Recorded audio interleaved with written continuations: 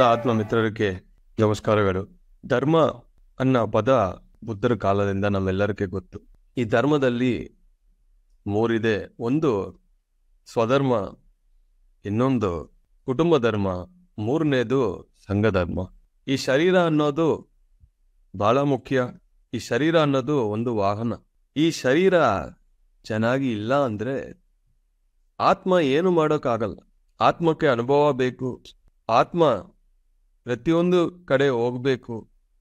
ಅದು ಪರ್ಪಸ್ ಏನೋ ಅದು ಕಂಪ್ಲೀಟ್ ಮಾಡಬೇಕು. ಇದೆಲ್ಲ ಆಗ್ಬೇಕು ಅಂದ್ರೆ ಶರೀರ ಚೆನ್ನಾಗಿರ್ಬೇಕು.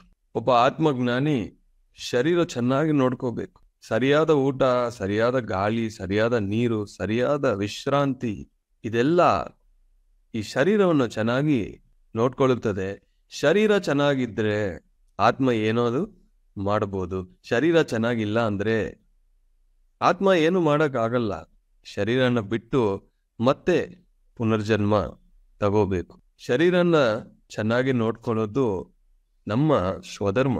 ಎರಡನೇದು ಕುಟುಂಬ ಧರ್ಮ. ಸಂಸಾರದಲ್ಲಿ ನಿರ್ವಾಣ. ಎಷ್ಟೇ ಆತ್ಮಜ್ಞಾನ ಇದ್ರೂ ಕುಟುಂಬವನ್ನು ನೋಡ್ಕೋಬೇಕು. ಆದ್ಮೇಲೆ ನಮ್ಮ ಸುತ್ತಮುತ್ತ ಇರೋ ಪ್ರತಿಯೊಬ್ಬರನ್ನು ಸಂಘ ಧರ್ಮದಲ್ಲಿ ಬರ್ತಾರೆ. ನಿಮ್ಮ ಕುಟುಂಬದಲ್ಲಿ ಇರೋರಿಗೆ ನೀವು ಮಾಡೋದು ಸೇವೆ ಅಲ್ಲ, ಅದು ಧರ್ಮ. ಮಾಡಿಲ್ಲ ಅಂದ್ರೆ ಅಧರ್ಮ.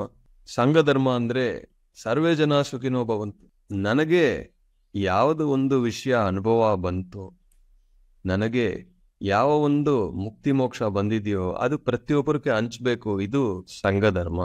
ಸಂಘಕ್ಕೆ ಏನು ಬೇಕೋ ಅದನ್ನು ನಾವು ಕೊಡಬೇಕು. ಅದೇ ಸಂಘ ಧರ್ಮ. ಈ ಮೂರು ಧರ್ಮಗಳನ್ನು ನಾವು ಪಾಟಿಸ್ತಾ ಬರಬೇಕು. ಇದು ಚಾಯ್ಸ್ ಅಲ್ಲ. ಶರೀರ ಚೆನ್ನಾಗಿ ನೋಡ್ಕೊಳ್ಳಿ, ನಿಮ್ಮ ಕುಟುಂಬವನ್ನು ಚೆನ್ನಾಗಿ ನೋಡ್ಕೊಳ್ಳಿ, ಸಂಘಕ್ಕೋಸ್ಕರ ಏನೋ ಒಂದು ಮಾಡ್ತಾ ಇರಿ. ಇದೇ ನಾನು ನನ್ನ ಗುರುಗಳಿಂದ ಕಲ್ತಿರೋ ಒಂದು ವಿಷಯ. ಇದೇ ನಾನು ಎಲ್ಲರಿಗೂ ಹೇಳ್ತಾ ಇದ್ದೀನಿ. Thank you very much my dear friends, my dear gods, my dear masters. ಮತ್ತೆ ನಾಳೆ 11 ಗಂಟೆಗೆ ಮೀಟ್ ಮಾಡೋಣ. ಧನ್ಯವಾದಗಳು.